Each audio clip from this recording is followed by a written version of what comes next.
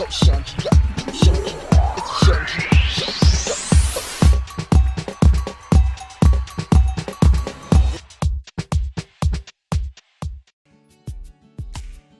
Get to know Kindred, the family soul.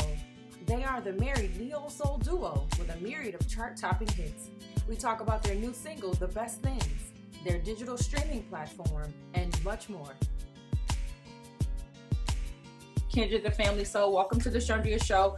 I am so excited about your new single, The Best Things, produced by hitmaker Vidal Davis. As expected, in my opinion, it's smooth, sweet, and romantic. Tell me about your new song and the inspiration for its lyrics and melodies. Well, the new song, of course, you mentioned, is called The Best Things, and definitely was, inspired, obviously, from some of the, ongoing themes in Kindred music, which is about love and togetherness and family. But it really kind of stemmed from this moment that we've all found ourselves in, when we are all dealing with the same situation globally and taking account of the things in our lives and what is considered essential and what is not, and just how we are, moving through this time period and trying to make the best out of it. And so the song really is about that. It's about, just pulling off the layers of life and looking at what truly matters, and what are the real things and what are the best things. Absolutely, I couldn't agree more, especially in the wake of COVID, in the wake of the pandemic. So much has gone on in the last year, and so I feel like we have gotten to be back to our loved ones and back to what really matters. So the song really resonates with me personally, and I'm sure a lot of people would agree. So your debut album, Surrender to Love, made its debut in 2002. What's your secret sauce to working so well together for 20 years? The secret sauce. I don't know if there's a secret sauce. I think that, wanting to do it is the best thing about it. I mean, as long as we continue to want it and continue to desire to work together, not only working together, but also to create together and to contribute together. I think that those are the beautiful things about our relationship and the recipe towards making music together, because people are always asking that question, how do you mix the business with the pleasure kind of thing, or like that's some sort of ironic thing or what have you. But for us, it's just something that works really well and natural, and not something that we assume that everybody can do, or that will be natural to everyone. But for us, it is something that we enjoy and that we love, and as long as we love it, we do it. Tell me about your upcoming book and film production. Are these some amazing quarantine creations, or were these projects in the works already? We've always been kind of in the production game for quite some time, in terms of just kind of expanding the types of things that we do around quote unquote content creation. So we started out producing and directing our own music videos, and that is extended over time to doing short films and also hosting our own show, much like your show. And so for us, the ideas and the things that have come out of this quarantine, though, I do believe that they were pushed forward by us having to be home and sedentary. But I definitely think it's just a natural progression, just parts of the things that we, down the road we were already headed. But I just think we got to the destination a little quicker because we had some time to just be still. So yeah, so yes and no. Okay, that's awesome. I mean, COVID has accelerated a lot of things for a lot of people, and so it's kind of like that bittersweet thing. Now, right, exactly. You've also created Kindred Presents Legacy Network, which is a multifunctional platform. Is it a podcast as well? No, it's not a podcast. I mean, it's a streaming platform where it's curated content 24 hours a day, specially designed for our consumers or people who we love or who find alignment with the things that we like, much like our curation through social media spaces, our pages, the kinds of things that we would share, whether it be music, content, films, or current events, or whatever the case may be. These are the kinds of things that we feel are a direct result of our cultural, likings and the things that we want to share. And, we have a lot of independent content creators and filmmakers and musicians who have helped us to align and populate our channel. as well. And we're going to continue to work out, different synergies and relationships with others, as well as brands and advertisers, to continue to build on it. And so it's something that kind of came out of the necessity, of course, of this time period that we're dealing in, where we can't go out and perform the way that we would normally perform. So even along with our own virtual concerts and, others' virtual concerts, as well as our program Kindred Presents that led us to Kindred Presents Legacy Network. Yeah. So it's just a place to really house all of our things, an outlet and a platform for us to visibly, broadcast others as well as ourselves and amplify voices. I'm excited about the network. You can go to kindredpresents.com Okay. and you can watch the live feed, which goes on 24 hours a day. And so we already have quite a bit of programming on there. Our anchor program is, of course, Kindred Presents, because we did that program for 4 years. We've done over 150 guests, so you can watch so much of that is there. But also, too, we are able to... over 200 something guests. Right, over 200. And he's like, get it right. Get it right. At least give them the address. Also, too, we've added just recently our first program that is exclusive to Kindred Presents Legacy Network. I love the way that sounds. Which is Fire Videos, yes. Which is a we about video, to shoot it right after this. Right. This is a shooting day for Fire Videos, which is my husband co-hosts along with Yami All World, and it's awesome because it's new videos, independent videos, and classic videos, as well as some really cool interviews with all kinds of tastemakers. So not just singers and rappers, but DJs and television personalities, everybody. So it's really actually very cool. So we're really proud of that. Yes. I love how collaborative you are. Not only are you always evolving your brand and what you offer to your fans, I love that you're going out and you collaborate with other people as well.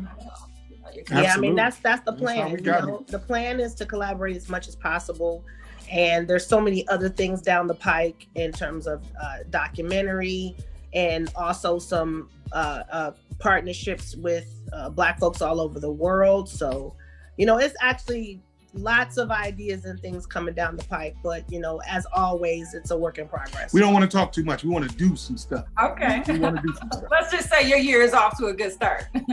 We think so. God willing, yeah. Get to know Christina Ray. She's a powerhouse singer and finalist on season 15 of NBC's hit competition show, America's Got Talent. She and I discuss her upcoming performance of Dreamgirls on the new social networking app, Clubhouse. All right. I'm most excited to feature Cristina Ray on the Chundria Show. Welcome, my dear. How are you? Oh, great. How are you? Fantastic. Thank you. Well, let us dive on in. So you finished as a finalist on season 15 of America's Got Talent in 3rd place. And fans worldwide are so very proud of you, including myself. What inspired you to take the leap and audition for the show? I just saw it as this is my last time auditioning for a reality competition show. Because I know I'm getting older and I know they have different requirements on different shows. And so I'm just like, why not? And at first I didn't want to, because I'm like, they're not gonna choose me.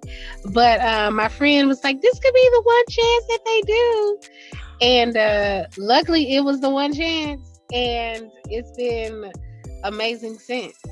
I love that. What I love about that story is that you still took the chance, even though you weighed the options. Like, I might not get it, but you still were like, I'm gonna shoot my shot though. And I think that type of bravery will open up so many opportunities for people. So I hope it's an inspiration for someone watching.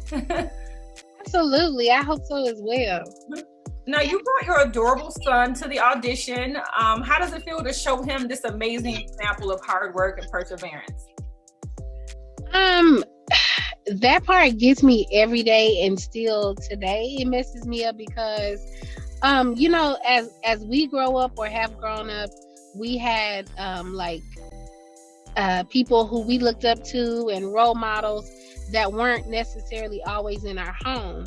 And so to be able to be my very own child superhero, super mom, that is the biggest prize I could ever be, because I could be doing something different that does not spark his interest or even have anything to do with his dreams. But because he was there, he asked me every day, Mommy, is it my turn to be on stage? Mommy, I'm a superstar. And I'm just like, yes, you are. And if I got to sing background or dance background, I got your back. You better believe that. And he's just like, come on, Mommy, you have to say, ladies and gentlemen, Jeremiah. And I'm just like, okay, well, showtime it is for my son every day, all day. So that I will never not think about that, being his superhero. He's got a big personality already. Yes. So has he shown interest in like creating his own music after watching your love of the art? He has. He's always singing around the house, and songs. He loves Queen, Freddie Mercury, Who Wants to Live Forever. It is the most hilarious thing watching him singing, because he's so passionate. And I'm just like, sing, baby, you got this. And sometimes he'll just come up with his own songs. And sometimes it's inspiring to me to hear him just be creative in 3. But, well, he's 4 now. But I get inspired by him as well. Oh, that is so beautiful. I'm so excited about that. Were you interested in music when you were that young? I was more so of I'm in the car hearing from alternative rock to Anita Baker to Patty to all of these, Celine Dion, and I'm just in the car seat just singing and humming, because I hear this every day riding with my mom. But I never imagined I would have been a singer in the industry or anything. I wanted to be an ice skater, a figure skater. I used to watch that every Sunday and skate in my socks in the kitchen. But look how it worked out. Look at that. That's amazing. And then now you're an amazing singer, balladeer, all of that. So let's talk about you. One quick Google search online produces a lineup of notable headlines describing your musical talents. And these are headlines I saw: life-changing, incredible, powerhouse, goosebump-inducing, and I even saw the headline stunning. How does it feel to create music that's so impactful to people all over the world? It is very humbling for me, because I'm still at I still do not hear or feel all of what other people hear and feel that I am able to give to them. And so sometimes it's shocking to hear those words like stunning and chill bumps and everything, because it's like, I'm really just me, y'all. Like, I'm not trying to do anything. I'm just here singing. I'm just Cristina Ray. Yeah, and that's how I feel. And they're just like, oh my gosh, you're so nice and all of this. And I'm just like, I just realized at any moment, my gift can change. Any moment, something can happen to where I can't even speak again. And so when I hear those kind of things, I'm just like, thank you. And it's more of that's all him. So I'm grateful for it. I don't always know how to receive it all, because I'm not used to receiving. I'm used to giving so much, especially being a singer. That's giving. And so, yeah, it's sometimes I'm just like, you really thought that? But yeah. I appreciate your humility, but I also want to thank you for sharing your gift with the world. It's really special. Thank you so much. And I just want to be able to have my voice and my gift and the I guess the magic or the power behind the gift for as long as I'm living. And I know if I start, yeah, this is mine, and yeah, I am this, it could be gone tomorrow, and I'm not trying to have that. I'm humble. I got it. Yes. So for those of you out there watching that don't know, Clubhouse is a new audio streaming app, and it is the latest and the greatest wave in social media. You can go into different rooms and join conversations on a myriad of topics like entrepreneurship, filmmaking, acting, and even musicals. Christina Ray, tell me about the Clubhouse production of Dreamgirls. I'm so excited to be a part of this production because I have been Effie, like doing the part of Effie White since I was 15. And so now that I am 31, it's a whole nother level of Effie White, especially since it feels almost like a parallel life, being a single mom and just pushing to pursue your music and a better life for yourself and your child. And so now it's a lot, it's been more emotional during Dreamgirls because it's a lot of things that with the pandemic and Corona, it feels like if you had dreams before, it seems like they moved further away. And so when I'm singing and I'm telling you, I'm just like, I'm not quitting and I have not made it through. And I'm telling you once without crying in rehearsal yet. And so I'm working on that. You're laying it all down. I am. And I'm just like, I've never thought. So proud. But I've never been any like overly emotional like that. And when I'm singing it and I can't even get the last, I'm like, you're crying on the last line. Yes, and I'm just like, Lord, I know I'm gonna have that's a good show right there. That is oh my God. And this is only rehearsal right now, so I'm just like, Lord, let this show allow me to sing through the tears, okay? Because I'm gonna mess up the whole show. Get to know Tameka Kee. She's the founder and CEO for Power of Girls, an Atlanta-based nonprofit that cultivates confidence and empowerment in the lives of young girls.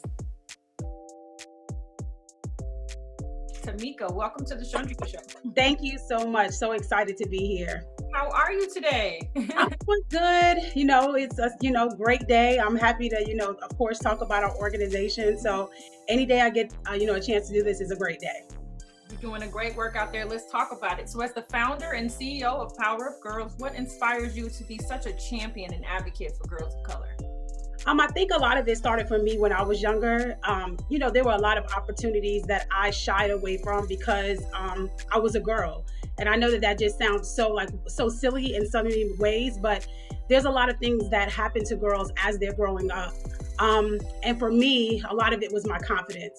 A lot of it was, wanting to do certain things, but didn't know how to articulate it. So when I actually went overseas for the first time in the 7th grade, it opened up a new world for me and it stuck with me. I'm 40 something years old now. I'm not gonna tell my age, but it always stuck with me. And I told myself that one day I wanted to be able to give back and give girls a platform to be able to, gain the confidence that they need for leadership opportunities and also expose them to the world. So it's kind of been with me for a while. I always say God gave me a song in my heart and I knew I wanted to sing it. And this was the time. So we've been around for about 3 years now. So that was my inspiration. Amazing. And congratulations for just having that. Thank you. For little brown girls out there. Thank you. Tell me about your life as a young brown girl of color who stood in the gap for you, who championed. So I grew up in New York. I grew up in Queens, New York. And a lot of people that stood in the gap for me were people that I was at school with. And again, a lot of stuff for me happened in middle school, and we target middle school girls. But I had a drama teacher. Her name is Miss Washington. And she was just so inspirational to me. We got to see so much stuff because of her. I actually got to see a Cosby Show script. like act like we read the script while the show was on. I will never forget that experience. And I always had, you know, aunts, my mom, my grandmother, people that always told me, you can do this. You can do anything that you want to do. And I know that just sounds so cliche. Oh, you know, you can do whatever you want to do. But there are a lot of girls that are out there that want to have these opportunities, that want to, you know, be able to articulate themselves in a certain way so they can express themselves. And I think that that's what the Power of Girls does for the girls that we work with. I mean, there's so much power in the name of the organization. Thank you. But I also love that you grew up with that village, that strong village of enrichment, and then now you're going out into the community and you're being that for other girls who may not. Thank you. So kudos to you. Kudos and many blessings. What or who has helped you cultivate your leadership skills to mentor young girls today? Wow, it's so many different girls than, you know, I'm 39, so I mean, different girls than they were when we were young girls. Yeah, I always think about what we were like. So what we were faced with when we were younger, I think about like the Reagan era, right? So it was say no to drugs. It was really big back in the 80s. And then teen pregnancy, that was huge. It was like, you know, you had all of these prevention of pregnancy programs. So I think what happened with that is that, of course, we got that drilled in us, but what we didn't get was the confidence skills and the leadership skills that we needed. I will say that as I got older, I got mentored better. So I have certain gems from over the years from different people who gave me different things. I mentioned my aunts and my uncles, you know, my mom, Miss Washington. There were teachers when I was in high school, but for me, it was actually when I started working in sports, I started being mentored by girls who were my age that were saying, you know, you might want to do X, Y, and Z. This is the way to go about doing it. And I always tell people, your mentor doesn't have to be, you know, somebody that's like 15 years older than you. It could be somebody that you inspire to be. There was a girl named Angela Bostic. She actually works in Philadelphia now, but she's still my mentor. She's a great mentor. She always levels me out and says, you know what, you can do X, Y, and Z. Let me show you the different steps. Or if I make a mistake, she's there, like, to, you know, just to lean on, to say, you know what, I made this mistake. How do I correct myself? How do I figure this out? A lot of it, a lot of girls, when I look at like statistics, a lot of it is built through emotions. A lot of what girls feel, they're not able to regulate because they don't know how to. So that's when you have a lot of fighting. They're not exposed to certain things, so they don't know anything but what they see. And for me, I think working the way that I did, working in sports, working where I was able to travel, it really opened up my eyes. And I always said, if I can do this for somebody else, I would. You know, just for them to see beyond the block or beyond Georgia or Chicago or wherever they are, just to take them outside of their environment and let them know that they can grow is really important. Oh, that's amazing. That's amazing and very needed, you know. And you are prepping our next generation of leaders, you know, and so yes, we have to step up and be a part of their journey. You know? Yes, ma'am.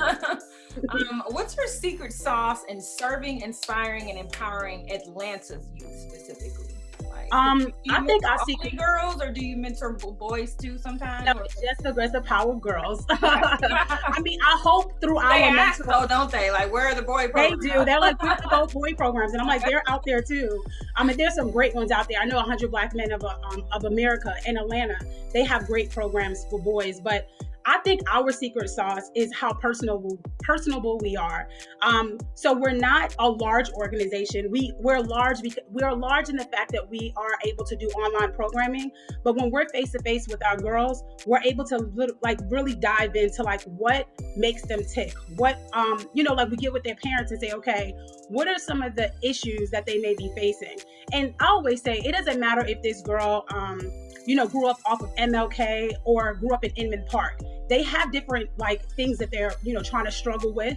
And we're there to like, you know, walk them through those different things. So I always say our secret sauce, again, is just being personable. Not being so on script. We actually had to pivot this year tremendously, of course, with the pandemic, because the girls that we have right now, I've not physically seen them. We actually did have one hike and I saw some of the girls, and, you know, we socially distanced, etc. But we had to do everything online. And I think the way that we were able to present the things that we needed to get to them online was just very unique. It's not boring. We're not just sitting there talking heads. We let them tell us what's going on. We again give them a platform to speak, because in some instances, girls don't have that. They don't have a chance to say, you know what, I'm really not feeling online school. It's like, okay, tell us about that. Let's dive into that and understand why you don't like online schooling. And also, I always talk to them about their privileges. It's really important. If you have a place to stay, a place to eat, and you are warm, you are privileged in a lot of ways. And we show them girls from across the world that don't have that privilege, that really fight to go to school. They really want an education. We went to Cambodia this year, and we learned about girls in Cambodia, and I really think that opened up their eyes. And then we also went to Haiti, and they were able to see how it's just such a privilege to get an education here in America. I love the personal assessment that you do for each of the young ladies, where you really get to know them, you give them a voice to speak, and then they, in turn, it builds trust between the two of you all. And I feel like with that trust, you are able to open up their eyes. You are able to educate them. Their hearts are open. Like, I trust you, and now my heart is open to receive, whether that be the empowerment that you're giving me, the education that you're giving me. So kudos to you and your entire team. Thank you. Splendid. So tell me about your upcoming Girl Power Summit and its partnership with a major sports organization. Yeah, so it's interesting. I talked a little bit earlier about how I worked in sports. I actually worked in community relations for the Atlanta Falcons when I first moved to Atlanta. And again, that seed was being built that God planted inside of me, because I was always out in the community, just taking players out in the community. And then I switched over to the WNBA, and I worked for the Atlanta Dream during their inaugural year.